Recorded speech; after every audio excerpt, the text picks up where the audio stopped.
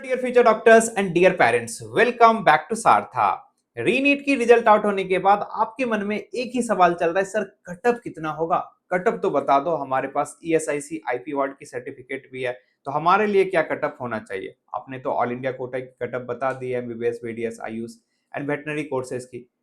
आपके लिए भी ये कटअप की वीडियो में लेके आ गया हूं। आपके कोटा में मैक्सिमम बेनिफिट मिलने वाली है। ईएसआईसी कोटा की सर्टिफिकेट आपके पास है तो आपको 50,000 रैंक पे भी गवर्नमेंट एमबीबीएस सीट मिल जाएगी। परेशान होने की बिल्कुल भी जरूरत नहीं है। तो आज की वीडियो में डिटेल में बात करने वाले हैं ईएसआईसी कोटा से एमबीबीएस एंड बीडीएस की क्या रह सकती है एक्सपेक्टेड कटअप यानी एक्सपेक्टेड क्लोजिंग रैंक। अगर आप सारथा के यूट्यूब चैनल पे नए हैं तो यूट्यूब चैनल को सब्सक्राइब करके रखिए। डिस्क्रिप्शन में टेलीग्राम और व्हाट्सएप चैनल का लिंक होगा, उसको भी ज्वाइन करके रखिएगा, क्योंकि एक अभी अपडेट आई थी।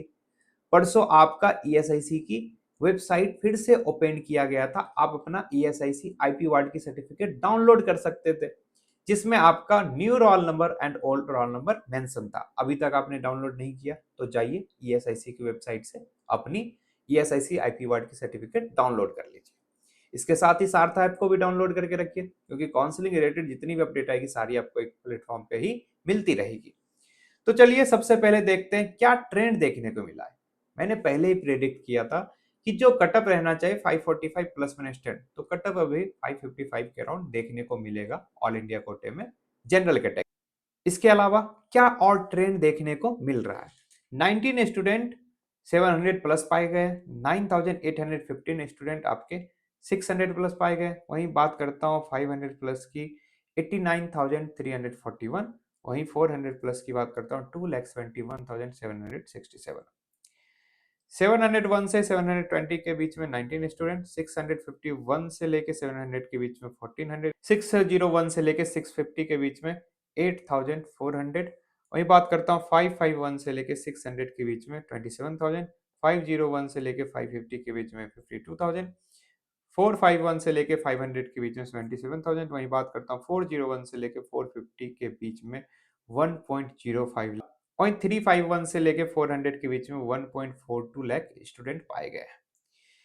301 से लेके 350 के बीच में 1.80 लाख स्टूडेंट पाए गए। वहीं 251 से 300 के बीच में 2.15 लाख स्टूडेंट पाए गए। वहीं 210 से 250 के बीच में 2.51 लाख स्टूडेंट पाए गए। वहीं बात करता हूँ 151 से 200 के बीच में 2.90 लाख स्टूडेंट पाए गए हैं। वहीं अब हम बात कर लेते हैं क्वालिफाइंग मार्क्स की। क्वालिफाइंग मार्क्स यानी इतना मार्क्स आपको लाना पड़ेगा कि किसी भी काउंसलिंग में आप पार्टिसिपेट कर सकते हो। जनरल ईडब्ल्यूएस कैटेगरी की बात करता हूँ 213 आपकी क्वालिफाइंग मार्क्स रही है। वहीं ओबीसी एससी एसटी पीडब्ल्यूडी की बात करता हूँ तो आपका रहा है 177 क्वालिफाइंग मार्क्स। वहीं जनरल पीडब्ल्यूडी की बात करता हूँ तो आपका क्वालिफाइंग मार्क्स रहा है 194। लास्ट ईयर के कंपैरिजन में क्वालिफाइंग मार्क्स में बहुत बड़ा जंप देखने को मिला है। लास्ट ईयर जनरल कैटेगरी में आपका 143 मार्क्स था, इस बार 230, बहुत बड़ा जंप। वही बात करता हूँ ओबीसी एससी एसटी पीडब्ल्यूडी में लास्ट ईयर जो था 117 नंबर था, अभी जो देखने को मिल रहा है 177। अब बात कर लेते हैं ईएसआईसी कोटे से गवर्नमेंट एमबीबीएस की क्या रह सकती है एक्सपेक्टेड कटअप। तो जनरल कैटेगरी में लास्ट ईयर बात करता हूँ 50,112 रैंक पे क्लोज हुई थी। अगर इस बार आपका 52,000 से लेके 54,000 के बीच में रैंक आ रहा है तो आपके चांसेस बन रहे हैं आपको एमबीबीएस की सीट मिल जानी चाहिए ईएसआईसी कोटे से। वहीं ईडब्ल्यूएस कैटेगरी की बात करता हूँ लास्ट ईयर 56,491 रैंक पे क्लोज हुई थी। वहीं मैं इस बार बात करता हूँ कितना रहना चाहिए, 57,500 से लेके 58,000 के बीच में अगर आपका रैंक आ रहा है तो आपको सीटें मिल जानी चाहिए। वहीं बात करता हूँ ओबीसी कैटेगरी में लास्ट ईयर 51,767 रैंक पे क्लोज हुई थी। इस बार भी अगर आपका रैंक 54,000 से लेके 55,500 के बीच में आ रहा है तो आपको सीटें मिल जानी चाहिए। वहीं मैं बात करता हूँ एससी कैटेगरी में लास्ट ईयर 2,38,825 रैंक पे क्लोज हुई थी। इस बार अगर आपका रैंक 2,45,000 से लेकर 2,48,000 के बीच में आ रहा है तो आपको सीटें मिल जानी चाहिए एससी कैटेगरी से ईएसआईसी कोटा के थ्रू। एसटी कैटेगरी की लास्ट ईयर बात करता हूँ 6,45,840 रैंक पे क्लोज हुई थी। इस बार भी अगर आपका रैंक 6,50,000 से लेकर 6,70,000 के बीच में आ रहा है तो आपके चांसेस बन रहे हैं कि आपको एक गवर्नमेंट एमबीबीएस सीट मिल जाए through ESIC Kota.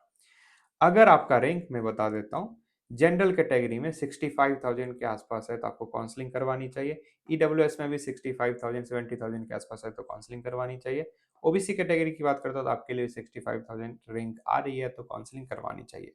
SC category की बात करता हूँ तो 2,70,000 2,80,000 तक बच्चे को काउंसलिंग करवानी चाहिए। इनफैक्ट 3 लाख वाले स्टूडेंट को भी काउंसलिंग पार्टिसिपेट करना चाहिए। एसटी कैटेगरी की बात करता हूँ तो अगर आपका 7 लाख भी रैंक है तो आपको काउंसलिंग में पार्टिसिपेट करना चाहिए इफ आपके पास ईएसआईसी आईपी वार्ड की सर्टिफिकेट है तो। अब कॉलेज वाइज डिटेल कटअप कहाँ मिलेगा, तो इसके लिए आप सारथा ऐप डाउनलोड कर सकते हैं। सारथा ऐप में आपको कॉलेज वाइज डिटेल इन्फॉर्मेशन मिलने वाली है।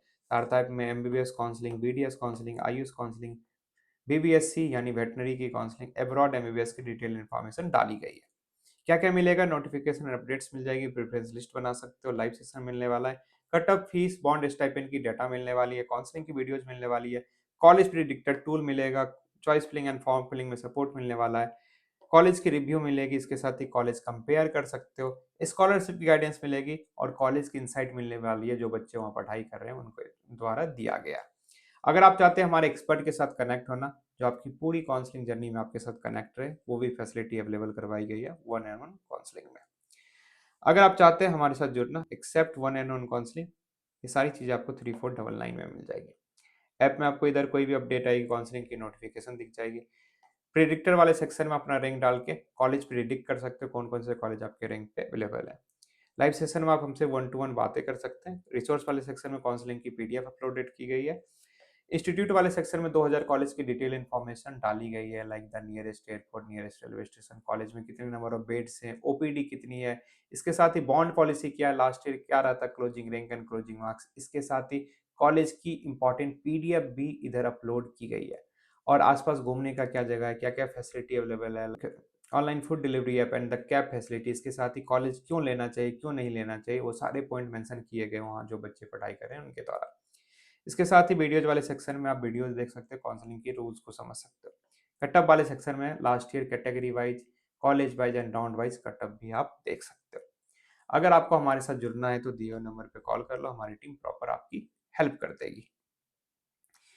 इसके बाद हम बात कर लेते हैं ईएसआईसी कोटा कि बीडीएस की क्या हो सकती है एक्सपेक्टेड क्लोजिंग रैंक। ये आपका बीडीएस का है। बीडीएस की बात करता हूँ, जनरल कैटेगरी में लास्ट ईयर 67,080 रैंक पे क्लोज हुई थी। इस बार कितना मान के चल रहे हैं, अगर आपका रैंक 70,000 से लेके 73,000 के बीच में आ रहा है तो आपको सीटें मिल जानी चाहिए।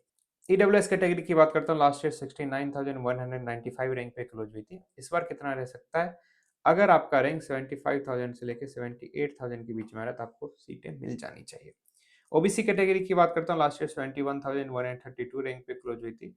इस बार कितना रह सकता है, अगर आपका रैंक 75,000 से लेके 78,000 के बीच में आ रहा है तो आपको भी सीटें मिल जानी चाहिए। वहीं एससी कैटेगरी की बात करता हूँ, लास्ट ईयर 2,76,059 रैंक पे क्लोज हुई थी।